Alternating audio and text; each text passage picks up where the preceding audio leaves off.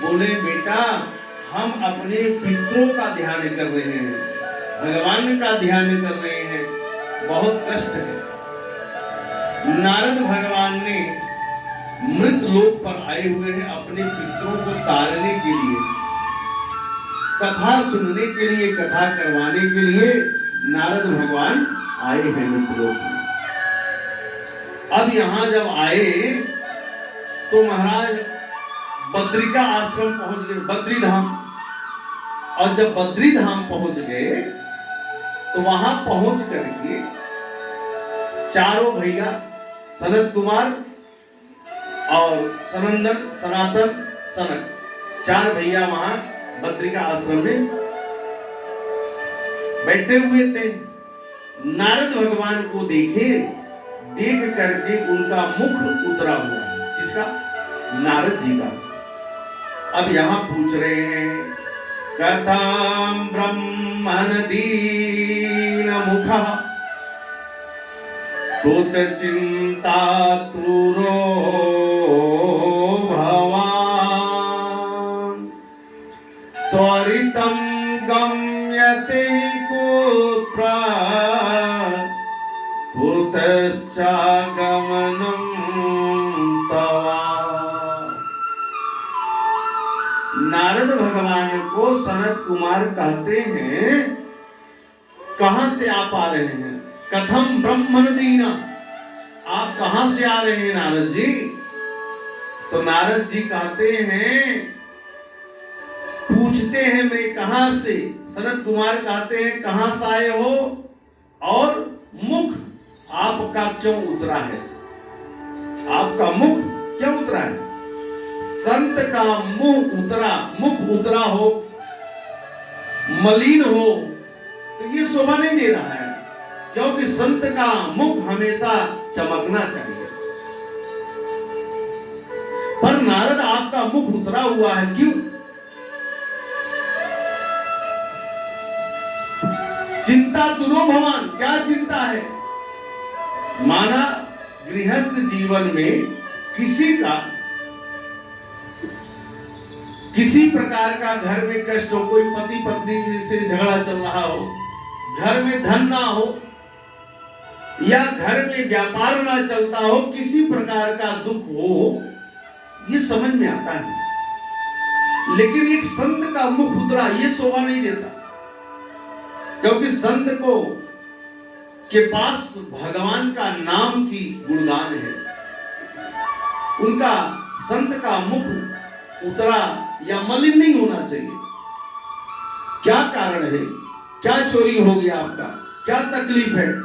क्योंकि जिसके पास कृष्ण धन हो, राम धन हो, तो फिर उसको क्या तकलीफ है? कहां से आप आ रहे हैं? क्या कारण है? अब नारद जी बता रहे हैं, अहम पृथ्वी यातो ज्ञात्वा सर्वोत्तमामिति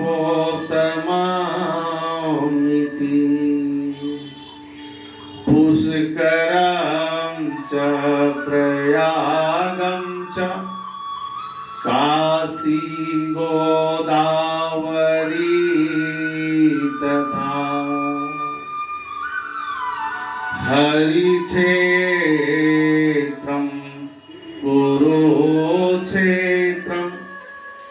श्रीरंगं सेतुबन्धनं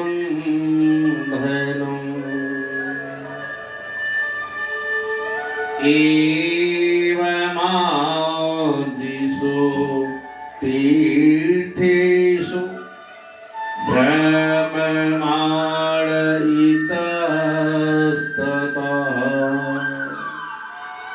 नारद जी बता रहे हैं, मैं पृथ्वी को अच्छा समझकर आया, मैं तीर्थ गया। मैं कहां नहीं गया, सब जगह गया। अच्छा स्थान मैं समझकर मृतलोक आया था, लेकिन मैं पुष्कर गया, प्रयाग गया, काशी, गोदावरी, सब तीर्थ मैंने टहल लिया, लेकिन कहीं कहीं लोचा है, कहीं कहीं दिक्कत थी।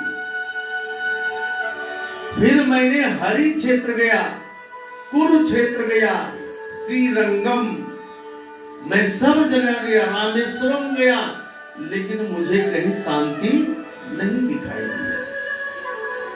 मैं बहुत चिंतित हुआ और जब मैं वहां से आया तो मेरे मन में विचार आया कि मैंने संत का आश्रम तो देखा, अब थोड़ा गृहस्थ जीवन में गृहस्थ वाले के घर पहुंचूं, वहां क्या स्थिति है।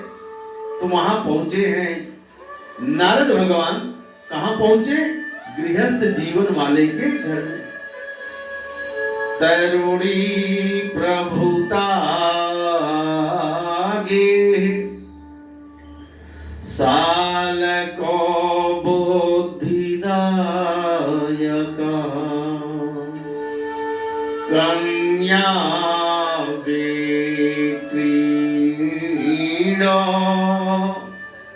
दंपति नाम चहकनो। मैं जब नारद भगवान कहते हैं, जब मैं गृहस्थी में प्रवेश किया, तरुणी प्रभुता गे, मैं गृहस्थ आश्रम में जब गया तो वहां क्या देखा? सालको बुद्धिदायक, साला अपने बहनोई को बुद्धि दे रहा है। एक साला वो था मियां, क्या नाम था, मामा सकनी था ना, अपने बहनोई को क्या दे रहा था? ज्ञान, उल्टी पलटी बातें पढ़ा रहा। अच्छा, संसार में कोई किसी का साला है, कोई किसी का बहनोई है। तो साल को बुद्धिदायक का साला अपने बहनोई को बुद्धि। अच्छा, वही बेटी अपने घर, अपने नैहर में गई हो तो भाभी से क्या बोलती? भाभी थोड़ा माँ बाप का सेवा करो। क्या करो? माँ बाप का सेवा करो। थोड़ा ध्यान, थोड़ा समय से नाश्ता दे दिया करो, थोड़ा ना समय से चाय पानी दे दिया करो पिता माता को। अच्छा, वही अगर स्त्री अपने ससुराल में आकर के, उसका भी सास ससुर है, ज्ञान तो वहां छांट करके ज्ञान देकर चली आई तुम, लेकिन यहां भी आकर के सास ससुर, वो भी तो किसी की माँ बाप है, उनकी भी सेवा करो। वहां ज्ञानी थे और यहाँ ज्ञानी बन गए। इसलिए आज माँ बाप दर दर के ठोकर खा रहे हैं। साल को बुद्धिदायक, साला अपने बहनोई को बुद्धि दे रहा है। कहते हैं कलयुग में कन्या विक्रीणो लोभ, कन्या का बिक्री होगा। दहेज कितना चाहिए? 50 लाख, 20 लाख। कन्या को बेचा जा रहा है। कन्या क्रय विक्रय, लोभ के कारण बेटी बेची जा रही है, बेटी खरीदी जा रही है। दंपत्ति नाम च कलकना। नारद भगवान कहते हैं, मैंने जब वहां देखा तो बड़ा कष्ट लगा। अच्छा, दंपत्ति में जब मैं गया, दंपत्ति का मतलब हुआ पति पत्नी। मैंने पूछा, भैया आपका क्या स्थिति है? तो बोले, महाराज हमारी और पत्नी से बनती नहीं है। अच्छा, जो बनता भी था मोबाइल और बिगाड़ दिया। जो पहले कुछ बनता भी था तो मोबाइल और बिगाड़ दिया। एक ही खाट पे है, वो उनका मुंह उधर है, उनका मुंह उधर है, कुछ कुछ कुछ कुछ कुछ कुछ चल रहा है। दंपत्ति नाम से कलकना, पति पत्नी में बात बात पे झगड़ा, बात बात पे झूठ, जबकि विश्वास का चीज है, फिर भी दंपत्ति नाम से कलकना। घर में क्लेश मचा हुआ है, घर में क्लेश चल रहा है, कोई सुखी नहीं है। कोई अपने पत्नी से दुखी है तो कोई पति से दुखी है। कोई बेटा से दुखी है, कोई बेटी से दुखी है, कोई धन से दुखी है, थोड़े थोड़े सब दुखी। सुखी राम के दास। सुखी तो वही हो सकता है जो राम का दास है, कृष्ण का दास है। दंपत्ति नाम से कलकना, बहुत चिंता, परिवार में क्लेश मचा हुआ था। नारद भगवान कहते हैं कि घर में क्लेश मचा हुआ है, और मैं वहां से जब निकला तो मैं वृंदावन चला गया। जब मैं वृंदावन पहुंच गया, उसी वृंदावन जगह में एक स्त्री जवान है और उसके दो बेटे अचेत पड़े हैं। उसके दो बेटे जवान हैं, मां से ज्यादा बुढ़ा बेटा दोनों लग रहा है। क्या कह रहे हैं? नारद भगवान वहां पहुंचे हैं और वह स्त्री ने आवाज दी, भो भो साधो क्षणं तिष्ठ मम चिंतामपि नाशय दर्शनं तव लोकस्य सर्वथा गहरं परम। आवाज लगाई, वह स्त्री आवाज लगाई, रुक जाइए हे ब्राह्मण देवता, रुक जाइए, संत रुक जाइए। जैसे आवाज लगाई तो नारद भगवान रुक गए और रुक करके अब पूछते हैं कि तुम कौन हो? ये दोनों जो अचेत पड़े ये कौन है? अब परिचय दे रही हैं, अहम भक्ति रीति ख्याता इमो में तनयो मति ज्ञान वैराग नामानो काल योगेन जर्जरो काल योगेन जर्जरो। परिचय बता रहे हैं, अहम माने मैं, मेरा नाम भक्ति है, मेरा नाम भक्ति है और भक्ति ख्याता, मेरा नाम भक्ति से नाम प्रसिद्ध है। इमऊ में तनयो मतम, मेरे ये जो दोनों बालक हैं ये दोनों मेरे बेटा हैं, इनका नाम ज्ञान है और वैराग्य है। तो नारद भगवान ने पूछा कि आप तो बिल्कुल जवान हैं और आपके बेटे वृद्धावस्था में अचेत पड़े हैं। बोले क्या करूं? अब यहाँ पर बता रही हैं, भक्ति महारानी बता रही हैं, उत्पन्ना द्रविड़े सा वृद्धं कर्णाटके गतो क्वचित् क्वचित् महाराष्ट्रे गुर्जरे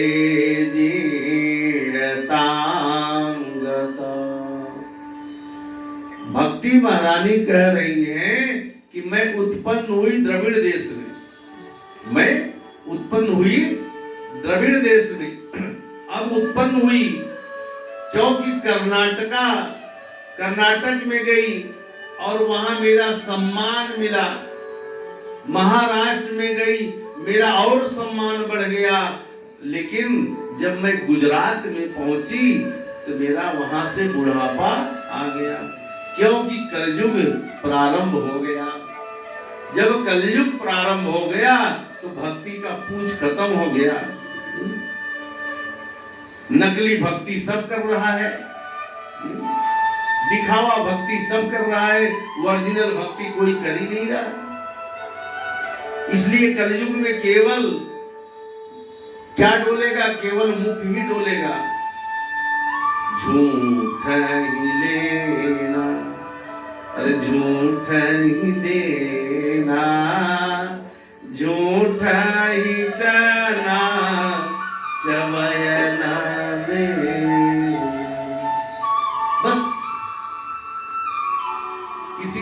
भैया आपके यहाँ बहुत सुंदर बहुत अच्छा घी रखा है। तो किसी ने कहा कि औरत ने कहा मेरे यहाँ 12 साल का घी है। कितना साल का? 12 साल का घी है।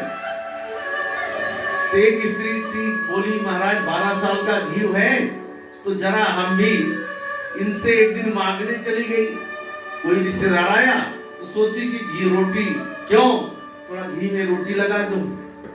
देखो नाम में जी ना हो, नाम में जी ना हो और रोटी में घी ना हो तो कोई मतलब ही नहीं है। नाम में जी, विमल जी, किशोर जी, आय आय, और घी में रोटी ना हो और घी में घी, रोटी में घी ना हो तो सब बेकार है। अब यहाँ महाराज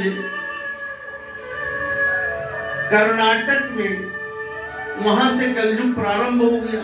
गुजरात से जब कलयुग प्रारंभ हो गया तो कलयुग में केवल बात बात पे झूठा ही लेना, झूठा ही देना।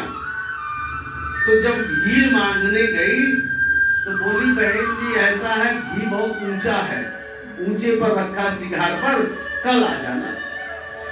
अच्छा कल जब पहुंची घी दे दीजिए। बोले बहनी ऐसा है कि अभी पैर में तकलीफ है, कल आ जाना, कल घी मिलेगा। कल करते करते साल बीत गया। यानी किसी के उधार दो दोगे ना, किसी को रुपया उधार दे दो तो बस ऐसा बोलेगा कि कल दे ही देगा, लेकिन जब कल पहुंचोगे ऐसा मुख बनाएगा क्या बताऊं मैं गया था ये हो गया, वो साल टल जाएगा, पैसा मिलने वाला नहीं।